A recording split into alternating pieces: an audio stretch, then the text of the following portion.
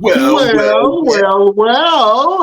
Beautiful people, best damn nation. It is Friday, and you know what time it is. It is the Best Damn Wrestling Podcast. I am your humble host, Brian Renegade, and with me, I have the best damn crew. Listen, if you see this man in a dark alley, run. He will beat you up and throw your ass in the trash can. He is the green-eyed bandit. He fights people. Sometimes he bites people. He's your mama's favorite wrestler, and he can whoop your daddy ass. The one and only Roosevelt, the fighter, was handed. What's up, Brian? Hey, ladies and gentlemen, we have our head honcho, our capitan of the ship. We can't do this without him, and he knows it. He's Mr. Clean himself, Brian Renegade. What's happening, brother? Well, thank you. Appreciate it, my man. Yeah. Gracias. Yeah, all that. Denied. It was a beautiful day. Man, we got a special guest in the building. I want you to please do the due diligence and introduce our esteemed guest. Absolutely. Listen, every show, Brian talks about not wanting to see me in a dark alley. You don't want to see this man in a dark alley, okay? He got the 1-2s for your 1-2s. You know what I'm saying? Them two front teeth. He's a phenomenal talent, a phenomenal fighter, phenomenal wrestler. He's made his travels all over the U.S., all over the world. He is my man. And when you get a chance to see him in the ring, you're going to understand why he is my man, 100 grand. My man, our guest, Tamilian Vinish. How you doing, bro? I'm doing great. Thank you so much for having me. And I used to go by Tamilian Vinish. Now these days, I go by Vikram Strong Brave. Absolutely. The Trump wrestler. A very controversial one, of course. How did you come up with that name, man? Because Vikram is a very strong name. So there was this movie released in India in Tamil, in a language called Tamil. The name of the movie is Vikram. And that's where I got the name from. And it was a remake of another movie that released in 1983. It was the same actor who acted. And when I searched the meaning on Google, I liked it. Strong, brave. And I wanted to change my name because a lot of people don't know this. Tamilian Vinish, the name that given to me by Cody Rhodes and QT Marshall at the Nightmare Factory. Because years ago, I used to go by as the Indian Nightmare. So when I got a chance to go to AW, they cannot, use the Indian Nightmare thing. So they asked my background, what language I speak, and what heritage that I represent. So I told them, I speak a language called Tamil, which is one of the oldest spoken languages in the world. Also an official languages, one of the official languages of Singapore, Malaysia, Sri Lanka, and southern part of India. Then we talked about the culture. That's how the name came, Tamilian Vinish. Awesome. Then Vikram Strong Brave, of course, it just came from a movie. And the Trump wrestler gimmick, it came from my friend, Micah Taylor, a.k.a. Mike Scharer. God bless his soul. So I was talking to him, I need to change my gimmick. So we watched this guy on TV, Vivek Ramaswamy. He was a politician. So the idea came up with it, and Micah said, dude, you can't do the same thing that Jinder Mahal done in the past or Khali done in the past. It's the same thing, same routine. It's a different names, different characters, but different people, but it's the same character. So I like this politician, and then he came up with the idea, you got to be a politician. That should be your gimmick. So that's how it was all started. And we lost Micah back in September 12th, and I'm just paying tribute to him. So I'm keeping the gimmick. In fact, I got a chance to go to one of the Trump rally. I got a chance to meet President Trump. And yeah, so I know this was a short question. I had to give you the detailed answer. No, we like details around here, man. The more detail, the better. Tell us when did you get your start? Back in end of 2012, actually 2013, I was working as a dishwasher in an Indian restaurant in upstate New York. I would say upstate. It was like 3 hours from Albany, New York, and 3 hours from downtown New York. From there, I used to catch a bus to Port Authority. And then from there, I catch the train to Brooklyn, New York. From there, I walk 15 minutes to Glasson's Gym in Brooklyn, New York. And that's where I got a chance to start under the guidance of the unpredictable WWE Hall of Famer, Johnny Rodz. That's how I started. So I pretty much used to travel 14 hours twice a week just to go there and train. That's how it all started. Oh man, you just up here casually dropping big names like it's nothing. You know what I'm saying? Like, oh yeah, I was trained. I got my name from Cody Rhodes, and these are huge names, man. You mentioned two wrestlers that I actually love their characters on TV. The great Khali and Jinder Mahal, man. That wave of Indian wrestlers, did that influence you any? I would say Tiger Ali Singh was the guy who I was really inspired from, because Tiger came in a wrong era, in a wrong time, but he was a phenomenal wrestler.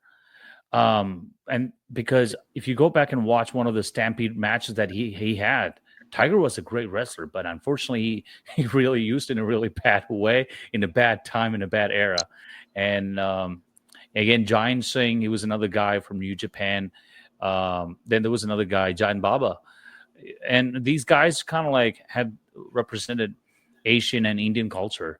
But unfortunately, like everybody knows Great Khali and Jinder because they were on primary television. Yeah. But mine came from, of course, Tiger Ali Singh. He was, then Gama Singh, Stampede Wrestling. He was a man. The matches he had with Owen Hart, Chris Benoit, British Bulldog, and all those guys. Gama Singh was also a great inspiration for me to start in this business. He was the man at that time. Absolutely. Do you you're in a space where you're interacting with younger wrestlers, right? What advice do you give young wrestlers that's just starting in the business if they are trying to find themselves in their characters? Stay away from social media. Shut your mouth and listen. Gain the experiences as much as possible. Travel as much as possible. That's the best I can tell you now. And get advices from the veterans who've done something in this business. Draw money from this business. Listen to them. Be more thankful and grateful. The fact that you're getting an opportunity, it's an honor. It's an honor and it's a privilege to get in the ring, step in the ring. There's a lot of countries in the world, they don't even have rings. They wrestle in the mud. If you look at it, I forgot the name of the promotion in Uganda. They wrestle in the mud, and you're privileged to step in this circle, and you get a chance to bump in a ring. So it's a privilege. So accept it, be grateful, and like I said, stay away from social media, stay away from drama. If you want to get hired in the WWE, AWWA, and all the other promotions, stay away from the drama, stay away from... use social media to promote your stuff, but stay away from it. Don't discuss any politics or any other stuff. Let's talk about your first start, when you first got an opportunity to step inside of a ring and begin training. What was your mentality and what was that like for you? All I ever wanted was to have one wrestling match just to say I did it. And I remember taking bumps, and it took 2 or 3 days for me to understand and learn how to take a bump. I mean, like, this shit is not fake. This is crazy. And when I start taking bumps, Johnny asked me to take 100 bumps, something like that. I'm taking bump. And next day, my body was sore. I'm like, there's no way I'm going to do this.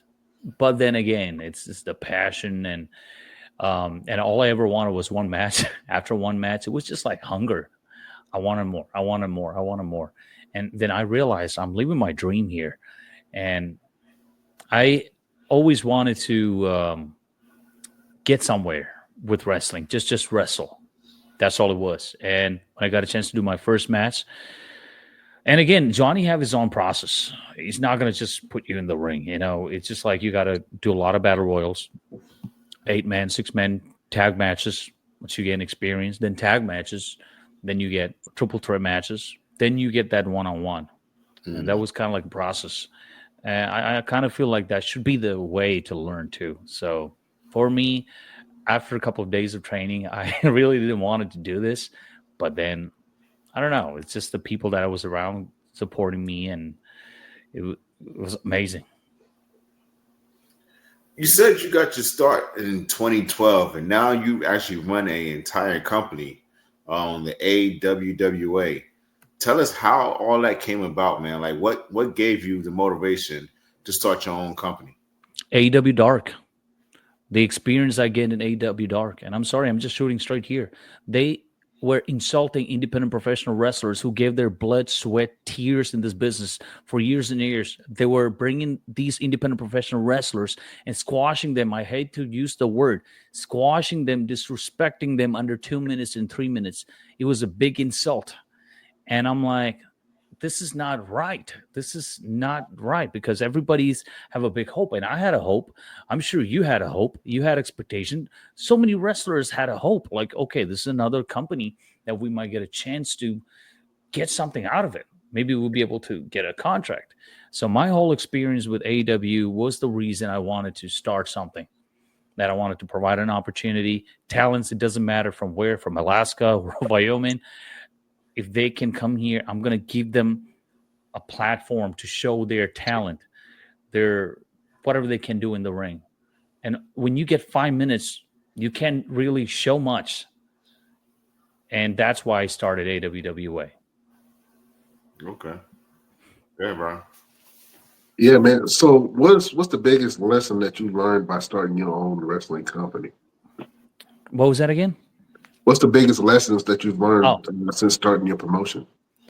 When you're a promoter, it's totally different. You have to think and look everything in a different perspective. You can be but that's a good thing. I've taken bumps too, so I know how it is. And compromise is another thing that I had to deal with when I was. I don't want to throw the names. I booked some of the former WWE guys, former AW guys. They came in and they didn't really want to do what I asked them to do. And I had to compromise on things like that. So I decided not to do that again. So that's why I'm like, okay, you know what? I'm flying them here and I'm paying them this. I'm giving them a hotel, and you're stepping in the ring for 10, 15 minutes. And if you're showing the attitude, you're showing the ego to me, then you know what? Screw them. Fuck them. And these experiences made me a better person and strong person, in fact. Right. Oh man, I can definitely see that. And was it difficult starting out, and then building your crowd? Talk about your first event that you threw. It was very easy because one of my friend at that time was a stunt coordinator for a movie. And I didn't have any plan to start a promotion, but he called me and he said, "Hey, we're filming this movie called El Santos, My Hero. We need a ring and we need some wrestlers. We're filming it. We're gonna pay you $1,500." I'm like, "Oh shit, okay." Anyway, I want to start some promotion, and I was like, "Okay." I went and registered the license in the state of Georgia and rented the ring and everything, and we promoted the movie on the flyers and posters, and we drove around 340 some people for our first show, and they had the crane, big camera, and all that stuff. And I didn't really lose any money on my first show. It was an awesome crowd, and that's how it happened. And I was like, oh shit. And I made a mistake too. Second show, I listened to wrong people, and I'm probably gonna get slammed for saying this. I ended up doing an LGBTQ show. That was the biggest mistake I ever made. All the fans that I draw for the first show, boom, went down to 120 or something. But then you learn from your mistake. Then eventually I ended up booking the right talent. I ended up bringing talents from different places. We got a chance to work with names like Martin Casas, Matt Cross, And those guys came in. They started bringing their experience and names. So that helped a lot. But for your question, the first show, that's how it happened. Okay. Let's talk about the show you have coming up on the April 18th. You have one match. I got to show real quick. Myself and Cameron Walker. And then you also have your match coming up with yourself and DJ Brown, who I'm very familiar with. Let's talk about your match in particular. You versus DJ Brown. What led up to this, and what are your expectations? A treasure that took too long to find. That's what DJ is. And I'm going to see this kid very soon on national television. It's just a matter of time. And also, I wanted to test myself too. And I watched him working in Dog Pound, wrestling, and other promotions. And kudos to him. He's about to wrestle with Ethan Carter III in one of the promotions in Arkansas. He's very talented. And he's the second generation, just like his dad. And he understands this business, and he's humble. He don't walk around with that entitlement like, oh, yeah, you know what, my dad was a wrestler. No. He's humble, and the talents that he have, he can put not just other talents on the map, even promotions. People are literally talking about other promotions because of him. And also, for our last show, he drove 20 hours from Memphis, Tennessee to Phoenix, Arizona. In 2025, you're not going to find that in a lot of people. No. Because he have that heart, he have that dedication. And that's why I wanted to test myself, and I wanted to wrestle against DJ. I can definitely attest to that. DJ actually drove over to North Carolina when I had my first opportunity out there in Arkansas, and he drove me to the airport after I got done with the show. And he was like, hey, man, you know, what do I need to do to kind of get out there? And he's one of those guys that asks questions, and he has this insatiable hunger to kind of get better. And I said, yo, man, if you're ever in North Carolina, hit me up. So he hit me up like maybe a couple of months later. He said, yeah, I'm driving out there. I said, you going to drive to North Carolina? He said, yeah. I said, if you drive to North Carolina, I'll get you on a show, and you come train with me. And he drove all the way throughout the whole night, got there the next day, got in the ring with me, trained with me with my craziness. Went home, took a shower, you know, got some rest, did the show, got up, came and did another training session with me, and then drove back to Memphis. It was him and C-Rex, who we've had on the show recently. C-Rex is another talent who is out there just hungry and really wants it. And I always say my praises to DJ. Like, he's one of those guys when I say, yo, I got you, DJ is definitely one of those guys I say, I got you. Let's run back to AEW real quick, because we both have had our experience with AEW. Mine was not very good as well. Expand on your experience and why you feel the way you feel with AEW. My first impression was, you know, so I was invited to train at the Nightmare Factory right after my WWE tryout with Solo Sikoa. I had to throw his name because he's doing amazing on TV. And I got a chance to train at the Nightmare Factory, and they were like taking all these talents or the kids that were part of the camp. I don't remember what number was it. So they do this camp for 4 weeks or 12 weeks or something. They pay around $5,500, whatever it is. So they were sending these guys for AEW Dark, and they wanted me to be on AEW. And this is the reality. This is like real honest to God truth right here. So I was told that, like, okay, Tony Khan wants me there. And we sat and we talked about possible contract. First year, 50K, second year, 70K, third year, 90K. That's what the guy that I spoke to told me. I'm like, okay, that's awesome. We just want you to come by and work a match. And I go there. I was supposed to work a 6-man tag match with another Indian guy named Robo or Jora or something. And it was supposed to be Dark Order, whatever. And then that changed to a tag match. And 15 minutes before the match, again, it changed. So referee, what was her name? Aubrey, whatever, Edwards. She was the one writing down all that. And that's already gave me an impression. So within 2 hours, they changed the match back and forth like 3-4 times. And I go up there, got a chance to work with Cole Cabana and Evil Uno. We had a decent 5 to 7 minutes of a tag match. And after that, I got a chance to see Tony Khan. Tony Khan came to us in the back. That was fucking awesome. I love everything what you did. Blah, blah, blah. I'm like, oh, shit, that's so cool. So I'm under the impression, okay, I got it. Now, when I'm walking around, I've said this before in the past podcast. Some other guys, like Billy Gunn's kids, MJF, the Orange Cassidy dude, and all that, they don't really want to communicate with anyone. They have their own setup. They have their own people. They have their own group, just like Click. And it was not a vibe that I was expecting. A lot of entitlement. I saw a lot of entitled people there.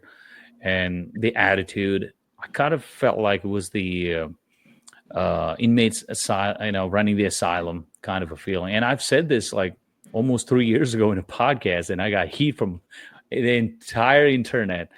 People even saying, well, it's coming from a jobber who didn't got anything. He's jealous. But that was the vibe that I got. Mm-hmm. And I was under the impression that I got the contract and everything. I'm impressed. Then a couple of weeks later, they invited me again to work with the Acclaimed.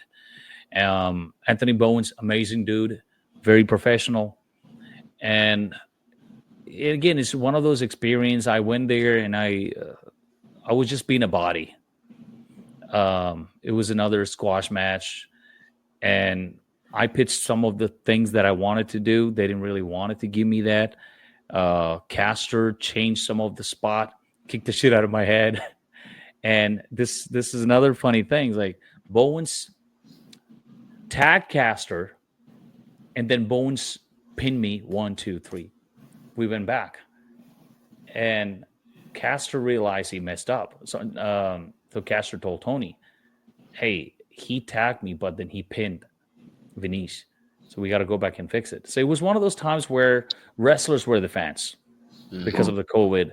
So we had to go back, retake the whole thing. And then Big Show, Paul White, got up and said, Venice shouldn't be taking any more bumps. Tag Caster, drop the elbow, just finish it. But then again, they got to put their shit in. They came back. They got to reshoot the whole thing. That's the first time I'm experiencing anything like that in the wrestling world. You're filming something, they got to fix it, just like in the movies. So, again, they gave me a couple more bumps, and then boom, Caster dropped the elbow, 1, 2, 3. And I remember Paul White, Big Show, came to me and he said, you know what, things happens like this, but if you ever get a chance, listen to the commentary. I'm like, sure. And Monday, they air this on YouTube, and I'm listening to it. So imagine Tony Schiavone, that I grew up watching and listening, WCW, saying my name. Big Show, Paul White, saying my name. Oh, Tamilian Vinish, what a great guy. You have a great knowledge of wrestling. Here I am taking all these beatings, and these guys were putting me over in commentary for at least 30 seconds. That's all good. So that was my AEW experience. And after that, there was a time I was supposed to go there and work a 60-minute Iron Man match with Lance Archer. Okay. Wow. Okay. You understand what that means? Yeah. I was like, nah, it's all good. But then I was told that not to take any bookings, indie bookings, because we have plans. Then they said, we might gonna put you in commentary for India. And it varies. And they said they have plans to do a show for Indian Independence Day or something. Then they said, okay, how about $35K per year? I was like, sure. I just want to wrestle. And that went down to about $500 a week just to come here and do some training. I was like, sure, no problem. None of those things happen. And I remember my last day at the Nightmare Factory, I told QT, like, I really appreciate all these things that you guys are doing it. But I'm out. I just wanted to work. I want to wrestle. I can't. Then I ended up traveling in. Anyway, for your question, that was my AEW experience. I met a lot of these television stars, AEW superstars. Some of them were assholes and morons. But whether you believe it or not, the Young Bucks were always nice to me. Hangman Adam Page, he was nice to me. MJF, what do you see on TV? What that's what you get. And one of the, and also I'm just gonna add one more. I remember when I was there, Big Swole, she was having a dark match. She got chopped on her neck by some new rookie. I don't remember her name, and I was in the back, and me and one of my buddy, we got her ice bag and all that, and she was sitting in the corner. No one gives a shit. No one cares. It was just her, and I still remember. And she was putting that bag right there, and I'm looking around. All right, okay, this is weird. It's the same show they were filming for Dynamite or something, where Caster got a small injury and he was bleeding from his fingers or palm or something, and he was in the back. And I see 5 to 6 medics. It's like, are you okay? Are you okay? You're right. Okay, don't worry, no problem. Like, huh? Very interesting. Well, there you go. That's my AW experience. That's awesome. You mentioned you had a WWE tryout. How did that experience teach you on how to be who you are today? So before that, I got to go and say end of 2019, I got a chance to go to Japan, and I got a chance to train under Kaz Hayashi, Wrestle One. So I was in the best shape of my life. And when I came back, we had this COVID pandemic. Everybody was in quarantine. The gyms were closed. It was right before that I got a chance to do another training with Kazuchika Shibata-san in North Carolina. I forgot the name of the wrestling promotion. That's where we did our training. So I drove around like 11 hours, and we had this great training thing with Shibata-san. So I was in a great shape of my life. I was taking 500 squats every other day. I was doing 500 squats, almost 300 push-ups and all that. So I was so good, but my ignorance got in the way. And I'm like, I'm eating right. I don't drink. I don't smoke. And I'm working out really well. I'm in the best shape of my life. I'm not going to get COVID. That was my attitude. I'm untouchable. And I got COVID. And it knocked me out. It took like 30 days for me to get out of it, just to get test negative. Now, February 7th, I'm getting the email from WWE. Hey, you're invited to do a WWE tryout.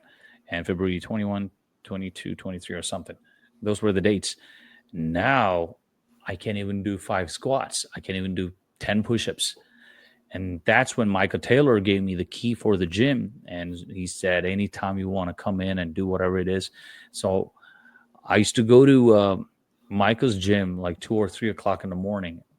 And I just run the ropes. And he used to send me the workouts. What are the things I need to do? What I can expect from WWPC. So he made sure that I don't get embarrassed. So I lost all the conditioning and everything. And then I'm going to the PC. I'm excited because this is something that you don't really get. Out of 100 billion people all over the world, you got a chance to go to the WWE Performance Center. I was nervous. I was scared. I was worried. I was concerned. And it's like 7 to 8 hours of drills, back and forth, the first day. And they'll give you like an hour lunch or something. And I'm like, my conditioning is sucked so bad. I couldn't really breathe much in between because I was having the chest pain, chest cramps, couldn't do much. Then the second day we had promos. Then we had to do matches. And one of the most memorable moments I had was I got a chance to work Anthony Green. It was just a 5 minute match, and I think it was the referee Daryl Sharma was the ref for our match. And I was selling back and forth. So Daryl came to me and said, "Sean likes your selling, so he wants you to go a little bit more, like do more." So that 5 minute extended to like 7 or 8 minutes, whatever it was. And after the match, I was in the back. I was talking to Ace Steel. So Sean came by and Sean said, "That was a good selling, kid. I like it." And I'm like, holy shit, that was Shawn Michaels. That was one of my memorable moments. But then again, after the wrestling matches, they gave us 1 hour break. Then again, the drill drill never stops. And the doctors had to stop me because I started holding my chest because the chest cramps were like too much. I was feeling like I'm probably going to have a heart attack. I'm going to die. So the doctors saw that. And their medical team, I can tell you, amazing. They observe everything. They reached out to me like, hey, and they checked my heart rate and everything. And they said, you got to stop. And it was heartbreaking. I couldn't really do much, but it was very, very professional. And it's not a joke. It's not a joke. You have to be in the best condition in your life. If I didn't had COVID, and I could tell you 100%, I would have done amazing with the squats and all that I was doing. But then, yeah, I mean, I'm not coming up with an excuse for my failure, but you have to be in a good shape, and it's not a joke. It's like a military army drill. I've done several tryouts. I've done a tryout with New Japan. I've done a tryout with Wrestle One. WWE's tryout probably the toughest ever. They don't care if you can wrestle or not. They just want to see if you're passionate about it. They just want to see that you have that love for the business. So that was my experience. First of all, that was a great Shawn Michaels impression. I want to give I was like, I thought Shawn Michaels stepped in the room for a second. If I close my eyes, I can see the Heartbreak Kid. So The part is, I got a chance to talk to him, and after that, they invited me to do NXT extra work, and I did a small segment with Zion Quinn and the name of the WWE champion right now. What was her name? Tiffany. Tiffany Stratton. Yeah, she made her debut with me. So we were doing this segment where Tiffany and there's another trainer, another wrestler, were walking along with Zion Quinn, and I come in just right where he was about to open the door and show the respect. I cut him. I was like, "Hey," he asked me, "Hey, where's the manners?" And I'll be like, "Sherry's dead, pal." And I tried to get in, and he stopped me. He let Tiffany and the other girl go in, and he whipped me to the door, and I go down. So Sean produced that segment, and I went to Sean, and I said, "Thank you so much for this opportunity. I grew up watching you." I was like, "Whoa, so you're saying that I'm old?" I'm like, "Oh shit." I'm just messing with you. I'm like, "Thank you so much." Yeah, that was, yeah. Oh man, absolutely. Is it energizing when you get to meet legends that you've watched on TV, or whenever you have the opportunity to work with somebody? Do you ever get like little starstruck a little bit? Not to everyone, but most part, yeah. I mean, I give you a Chris Jericho story. I was in Pittsburgh, Pennsylvania. I got a chance to go and meet him in Steel City Con, and it was just imagine like over 1,000 people wanted to meet Chris Jericho, and I think I spent around 150, 160, whatever. I got a chance to talk to him, take a picture. I'm a fan, right? I'm going there as a fan. And he took a picture with me, a couple of pictures, and he started talking to me at this point.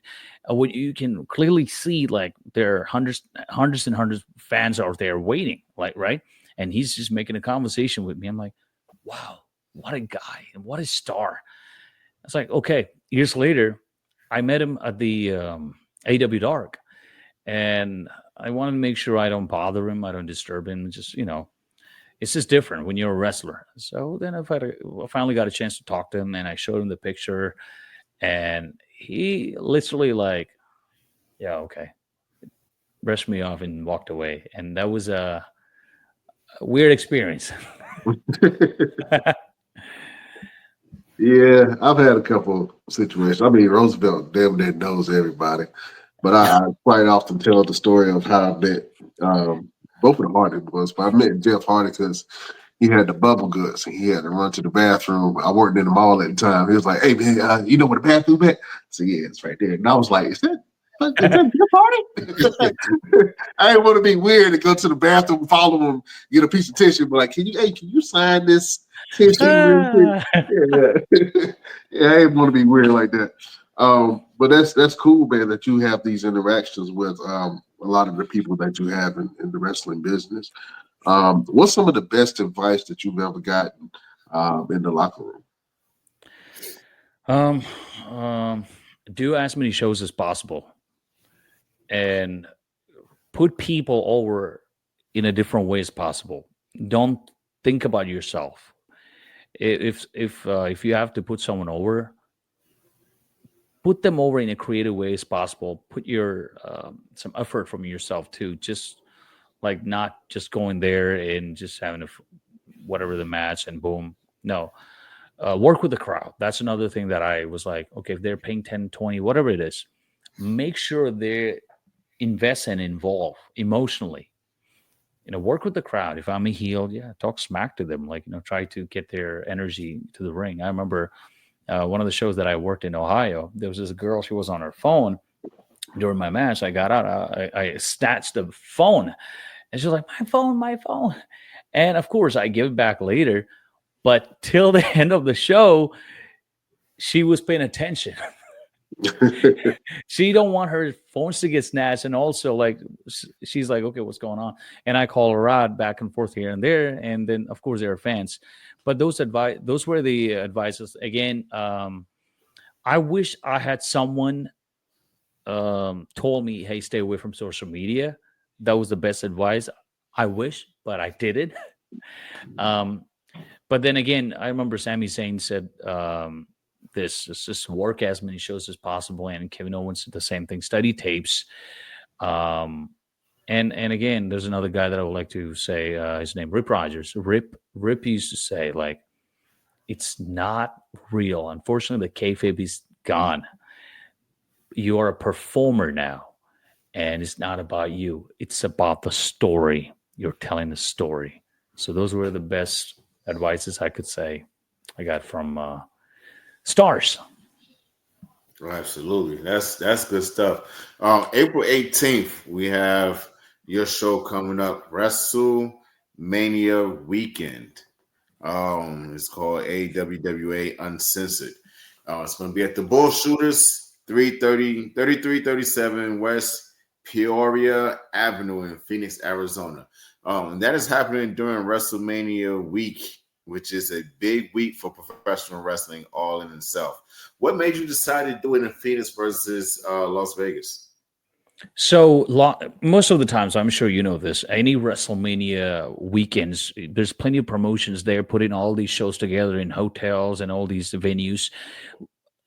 Mostly wrestlers just want to be a part of it. And they just wanted to get in. They don't care, whatever it is. They just want to work on a WrestleMania weekend show. Now, every eyes are on Vegas because the WrestleMania is happening in Vegas. We're just like 4 hours away from Vegas. Yeah. And we care about wrestling, and wrestlers. Instead of just putting just bunch of talents all together and just doing some random wrestling show, we would rather have a good, solid wrestling event with the solid talents. And of course, especially when you're in WrestleMania weekend, that's the best time to do it. And we're not even doing it 5 o'clock, 6 o'clock. No, the show itself starts at like 10:30 p.m. at night. And Bullshitter is the sports bar. You have beer, you have liquor, you have food, and then you have wrestling. And that's the best thing. And in Vegas, of course, you have all the other promotions. All day probably going to be doing like exhibition wrestling shows. That's all they're doing. And here I am bringing wrestlers from all over the country, and I'm giving an opportunity for the wrestling fans to enjoy a taste of WrestleMania weekend is like. And because the next day, there's a lot of people will be traveling to Vegas on the road, off the road, but at the same time, it's a WrestleMania weekend. So it's kind of like a celebration for pro wrestling. So that's why I was like, okay, let's try something different here. And obviously, It's close to the midnight that we were going to do all these things. So when was the last time anyone done any wrestling shows at midnight? Yeah, Yeah. absolutely. And I quite often talk about Phoenix and how Phoenix has become this city for wrestling. Every time the WWE comes here, they always do a big surprise, an unveiling, something big, because it's always the road to WrestleMania, right? And I noticed that when I started noticing, I'm like, oh man, the last time The Rock was here, the last time Tiffany Stratton won the women's championship, man. And then I see a lot of these indie wrestling shows that are popping up in around the city. Everything from midget wrestling, excuse my term, but that's what it's called. But from that type of wrestling to very high quality promoted shows, man. What makes Phoenix an appealing market? Because I tell a lot of people, Vegas is great, but Phoenix ain't that much different from Vegas. You know what I'm saying? Other than it's more casinos, obviously, but talk about this market in Phoenix, man, for wrestling.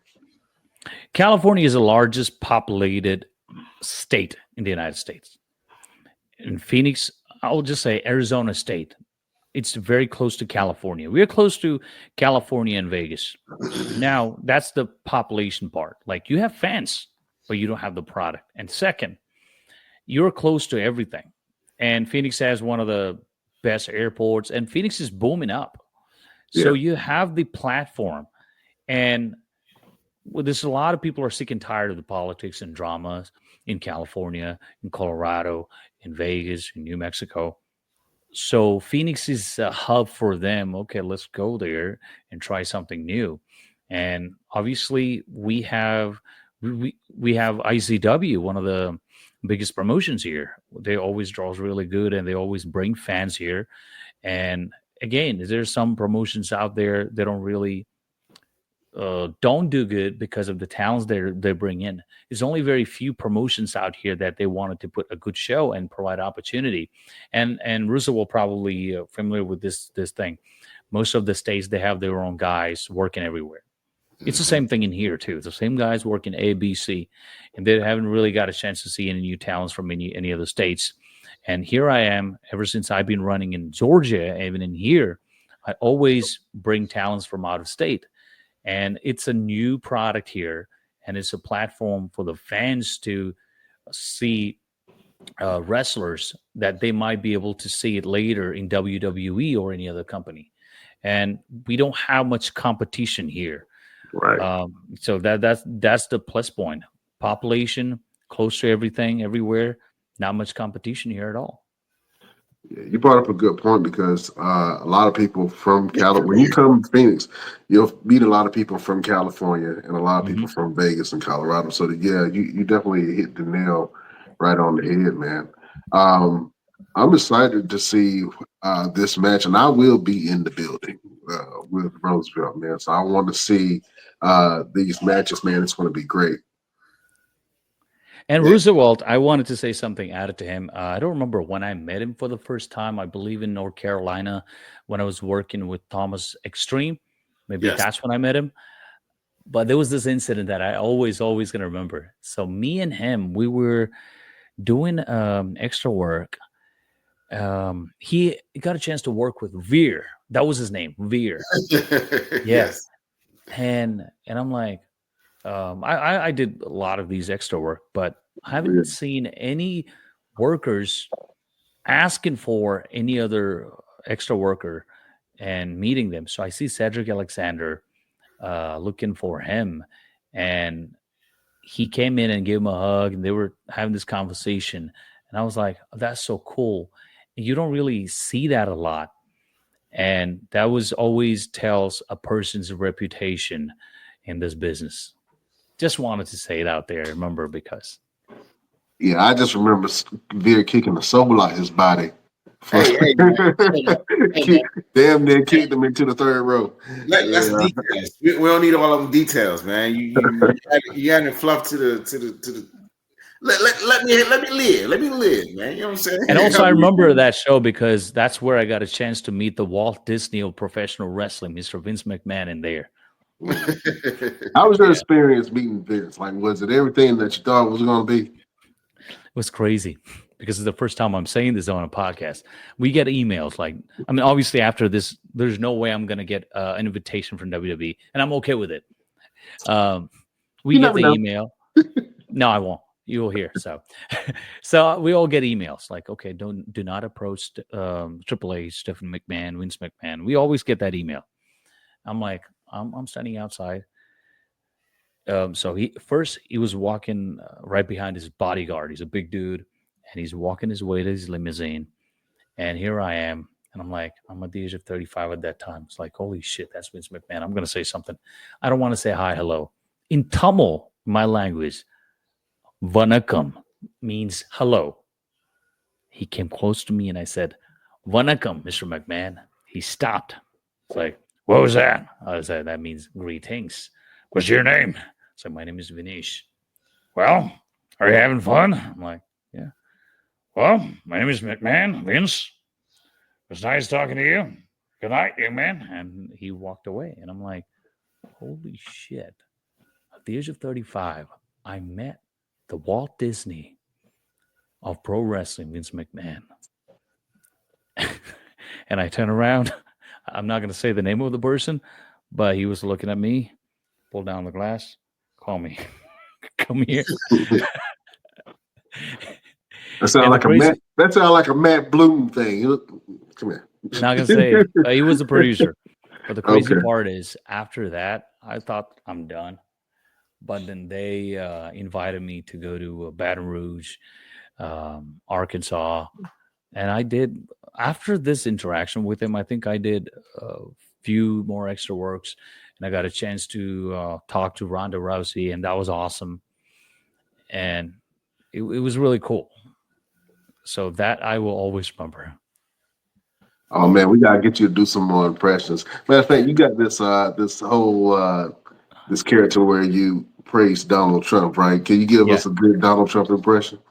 Yeah, so I got a chance to meet him, in fact, and he was in Atlanta, and I was about to go down, and I think there was an entrance ramp, and he was walking by. I did this, and he came to me. What's your name? I said, my name is Vinesh, but I go by Vikram. That's a good name. Thank you so much for coming. Thank you so much for the support. I appreciate it. Thank you. And I'm like, thank you. And this is the crazy part. I watched Shawn Michaels all my life. I listened to him. And I not even once I tried to mimic or imitate his voice. But when I heard him talking to me, it's the same with President Trump. I watched him Home Alone, all these TV shows. Not even once I tried to mimic his voice. But when he's talking to me as a person, it's totally different. It's just stuck in here. He's a nasty person. You're doing a great job. Wonderful job, Elon. It's just stuck in there. Yeah. Hey, you definitely got another career as a voice actor, man. If nothing else, yeah, you definitely got that going for you, man. So what's next for you, man? I know you've done a lot of things in wrestling, but where do you see yourself within the next 5 to 10 years? If everything goes well, April 18th will be my last wrestling match, and I want to produce shows. I want to run shows. I want to produce well organized, good quality wrestling promotion like OVW, like Rocky Mountain Wrestling. I want to invest more and produce solid, good quality television wrestling shows.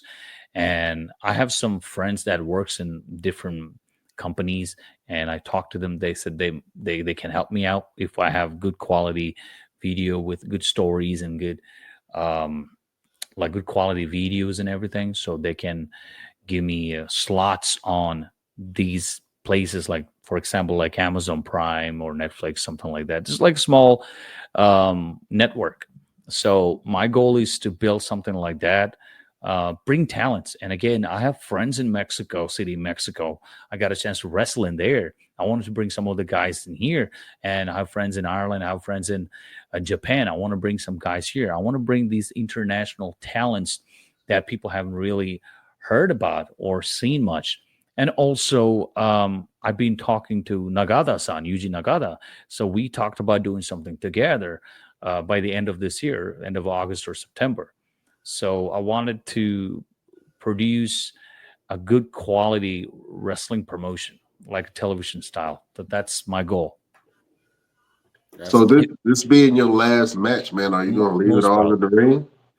No. I'm not Undertaker or anything like that. No, I'm not. I don't even think I even need a retirement speech either. For me, I believe that I've done more than I ever wanted in this business. I've experienced more than I ever wanted in this business. Not even once in my life I never ever thought that I will step foot inside the WWE Performance Center. I never thought that I will meet Triple H. I never thought that I would meet Kevin Owens or Vince McMahon. It was crazy. It's just, I'm grateful for everything that I have.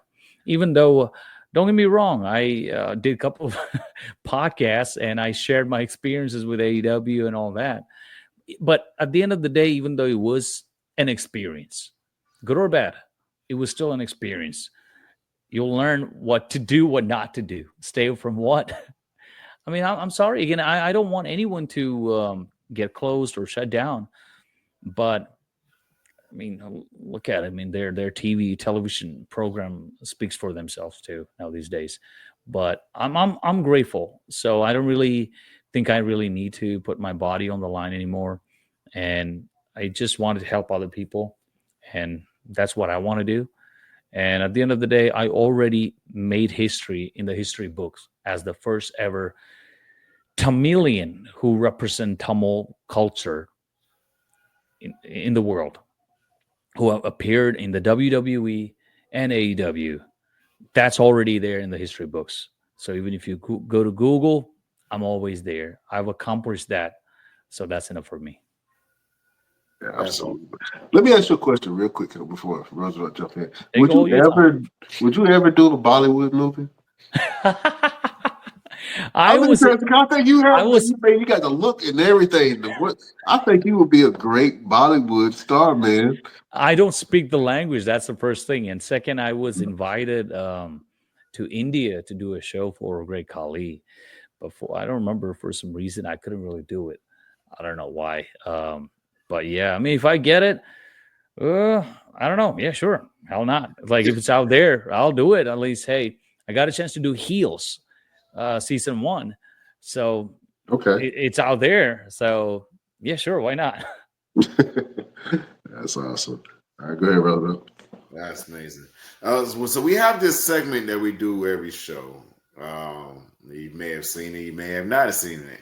I always have an issue with all the guests that come on the show, and this is usually Brian's day, so I'm gonna let him do his thing. Yeah, he always got some type of beef, man. I don't know. He's a low key hater sometimes, and I think that he hates on the incredible talent that we have come on the show, and you are actually one of them. He said something ill-begotten about you. I ain't gonna repeat it because I'm a Christian man. I ain't gonna say nothing bad, but I want you to cut a scathing promo against Roosevelt, man. I want you guys to go head to head in a promo battle. I want you to say the most despicable things you can say about him. You know what I'm saying? Tell him his breath stink, his feet look ugly. You know what I'm saying? His great grandma had a third nipple. You can say whatever you want to him. This is the opportunity for it.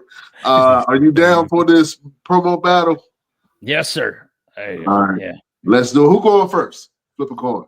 Let the guest. Guest go first? Yeah. All right, cool. Beautiful people, prepare yourself. We're going to war.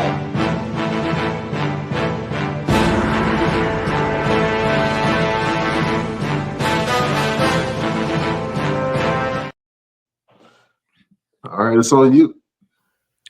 So, Vikram, who's this guy? Who's this Russo? Well, I will take care of this, Captain. I'll take care of this, Mr. President. Oh, I got it. I'll talk to him. I'll put some senses into it. Don't worry. Make sure you have all the papers. I will. All right, Mr. Roosevelt. I don't know where you're from.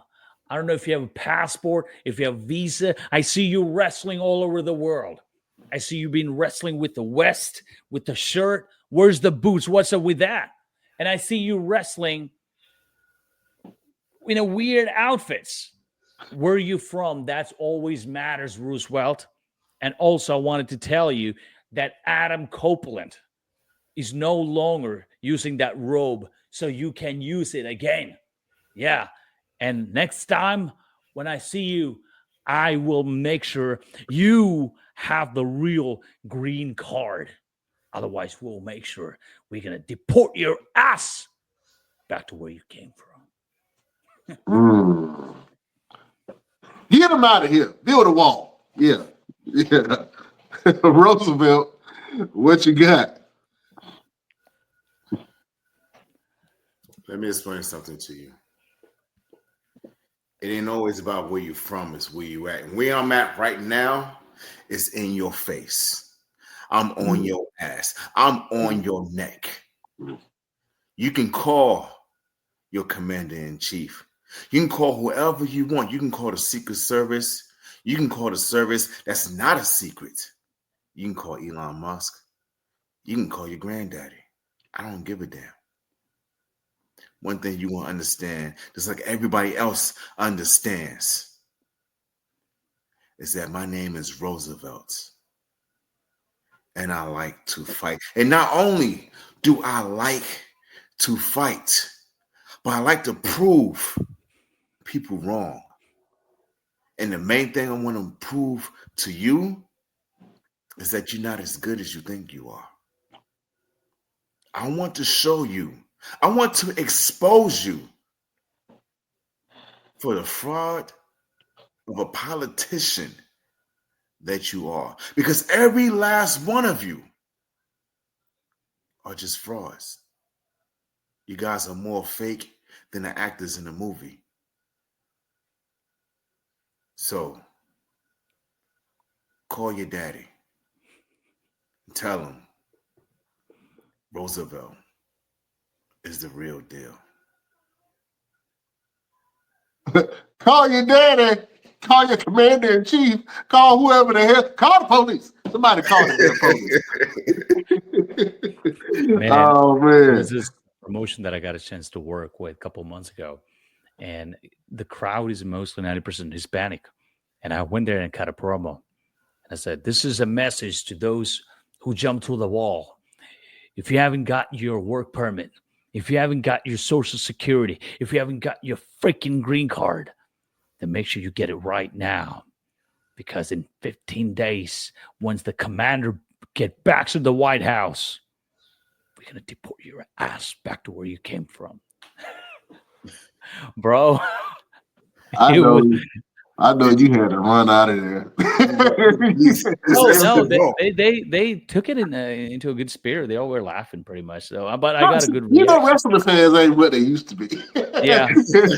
I mean, just imagine Ric Flair used to wrestle the same way for forever, everywhere, for like 30 plus years. Back then, there was no YouTube. There was no social media. So just imagine having social media right now. Do you think he could have done that? No, he's wrestling the same thing, the same match from Alaska to Wyoming. But then he worked it out, made it work. It's just like, it's crazy. Absolutely, man.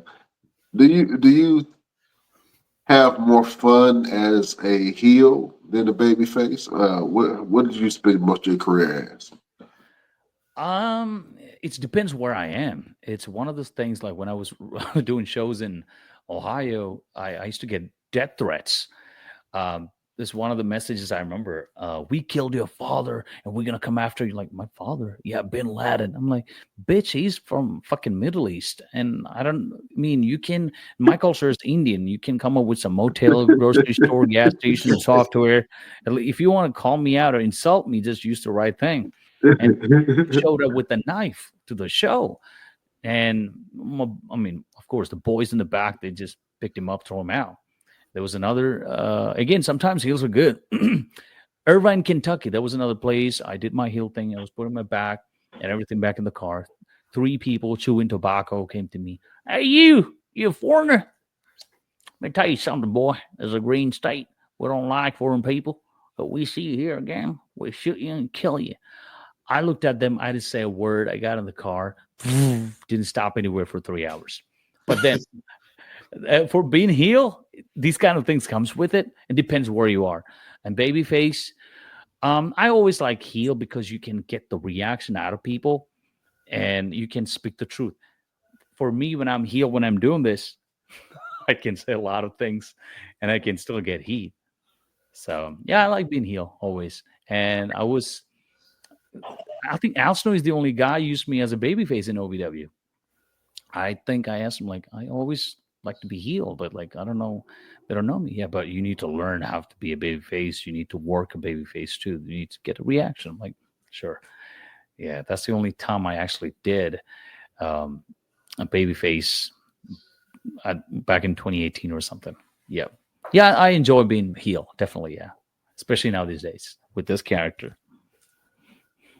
That's awesome. Absolutely, man. Well, look, has been a great interview, man. And you've been dropping jewels this whole entire podcast. We have this segment that we like to call Final Word. So, do you have a final word or word of motivation for your beautiful people? You mean for the wrestlers or fans or in general? In general. Yeah, in general. Be kind to everyone, be nice, be humble, be thankful and grateful for what you have. And I'll add a small experience of mine. I drove from Marietta, Georgia to Phoenix, Arizona, almost 32 hours. And right after Amarillo, Texas, it was a straight road. A couple hours later, I'm looking at both sides and it's like total empty. And I see the people, like, I think I'll say Native Americans. I think it was their, yeah, it's in the middle of nowhere. I see how they were living. And I was at that moment, I understand that and also I'm grateful at that moment. I realized I have everything. I have cell phone, I have car, I have PlayStation, and I have everything. I'm so grateful. I understand the value of life. And that's something it's hard to understand. Now these days, everybody, they're born with the cell phones, they're born with the technology and all that. But I would say be humble for what you have and respect other people, their opinions, and always show a gratitude and see if you can give it back. So that's the only thing I could say. Absolutely. That was a great final word. Oh, man. Roosevelt, do you have a final word for the beautiful people? Absolutely. My final word for the beautiful people is don't look down on a man unless you're trying to pull him up. You know what I'm saying? There's a lot of that going on now where people are looking down on each other and feeling like they're better than the next person. Well, at the end of the day, the people that you're looking down on, you eventually will have to meet them when you're on your way down and then they're on their way up. So treat people the way you need to be treated, man. I mean, like I said, don't look down on the next man unless you're trying to bring him up. That's my final word for the best damn wrestling podcast. That's a great final word from the one and only Roosevelt. Beautiful people, I guess my final word would be, and I think I've said something similar to this, but it just hit me right then. Discipline is better than motivation. And when you have discipline, you can push through where you can't find motivation. Sometimes I listen to tapes and I look around and I try to find, I need something to motivate me, something to motivate me to work out, to lose weight, to, achieve this project, to do. And ultimately I was like, man, I just need to stay disciplined and I just need to keep doing what I'm doing. Then the motivation will come. And the motivation is always the drive to be able to accomplish what you set out to do. You know what I'm saying? So in place of motivation, when you're looking for motivation, just use discipline. You know what I'm saying? And just focus on that discipline and your motivation will come. That is a final word from your boy. Brian Renegade. Oh man, listen. Go ahead and push the show one more time, man. You got the big show coming up. All right. Yes, AWWA American Warrior Wrestling Alliance presents Uncensored on a WrestleMania weekend. It's a WrestleMania weekend show at Bullshooters Sports and Grill Bar. The door opens at 9 p.m. The show starts at 10 p.m. And of course, I will be defending my AWWA World Heavyweight Championship against none other than DJ Brown from Memphis, Tennessee. And of course, there's other bigger names. We just recently added Aiden English, former WWE superstar Aiden English, to the show, to the platform, and he will be doing seminars, and also he will be wrestling against Ramrock for the United States Championship. And then AWWA Global Championship will be defended. The global champion, Ticolote, will be defending his global championship against none other than Son of Havoc, former Lucha Underground superstar Matt Cross. Then we will have AWWA Cornerman Tag Team Champions. The tag team title named after one of our favorite wrestler who passed away back in October in Japan, Cornerman Charles won Jeremy Paris. So AWWA Cornerman Tag Team Champions, the Smoke Signals, will be defending their title, their championship, against the North and South Connection, Steven Person from Brooklyn, New York, and Brandon Case from Georgia, Macon, Georgia. Then we have a match that we've been waiting for. These two gentlemen, they were no strangers to each other. They were trying to control the narrative all over the United States. Roosevelt versus Cameron Walker. Cameron Walker, he been wrestling all over the states. He been to different promotions in Florida, Tennessee. Someone who trained by Dr. Tom Pritchard and Glenn Jacobs, a.k.a. Kane, against the veteran from North Carolina. And this is another match that you should be watching it, because matches like this, you're not going to get it on any major big network. And like I said, this is where we find treasure. And these are the treasure. And there's another match that I like to say is Matt Capane, who is 6 feet tall. He goes one-on-one against King Bomani from Akron, Ohio, 7 feet tall, 425 pounds. Match of the Giants. So these were the matches, the match cards. And last but not least, Nightmare Factory Zone, the guy who was trained by Cody Rhodes, QT Marshall, someone who took the World Heavyweight title, AWWA World Heavyweight title, to the Steve Harvey show, someone who got a chance to be in a movie. El Santos, my hero. Logan Ragnarok will go one-on-one against Phoenix, Arizona's own Donnie Palmer. So you don't want to miss all this action. This is what's happening on April 18th. AWWA presents Uncensored. Oh man, we're gonna have to start calling you the treasure hunter. You know what I'm saying? Because you know how to find them out here, Jack. Oh man, it's gonna be one hell of a fight of a night. I'm so excited to see all of this great talent that you have put together.